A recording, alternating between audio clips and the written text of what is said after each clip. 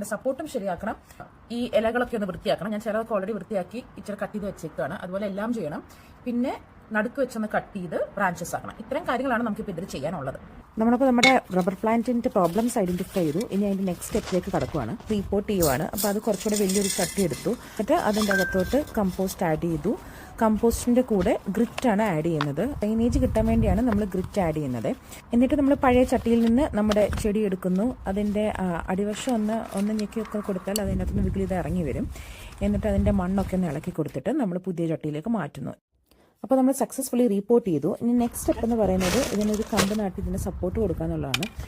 അപ്പോൾ ഒരു bamboo stick എടുത്ത് അതിൻ്റെ പുറകിലായിട്ട് ഇറക്കി വെച്ചു. എന്നിട്ട് ഒരു കയറും കൊണ്ട് 8 ഷേപ്പിലാണ് നമ്മളത് കെട്ടുന്നത്. സോ ദാറ്റ് അത് നല്ല സ്ട്രോങ് ആയിട്ടിരിക്കാൻ ഞാൻ രണ്ടെണ്ണമായിട്ട് കെട്ടുന്നുണ്ട്.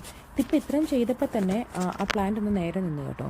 ഇതിങ്ങനെ ചെയ്ത് കഴിഞ്ഞപ്പോൾ അത് കട്ട് ചെയ്യണ്ട, അതിൻ്റെ അകത്തൊന്ന് പിടിച്ചിട്ട് അത് കഴിഞ്ഞിട്ട് അതിന് ശേഷം അത് കട്ട് ചെയ്ത് കൊടുത്ത് ബ്രാഞ്ചസ് ആക്കാമെന്ന് വിചാരിച്ച് അങ്ങനെ വെച്ചേക്കുവാണ്. നെക്സ്റ്റ് സ്റ്റെപ്പ് അതിനകത്ത് വെള്ളം ഒഴിക്കുക എന്നുള്ളതാണ്. വെള്ളമൊക്കെ ഒഴിച്ച് നല്ല സുന്ദര കുട്ടപ്പനാക്കി നമ്മളത് വീട്ടിൽ കയറ്റി.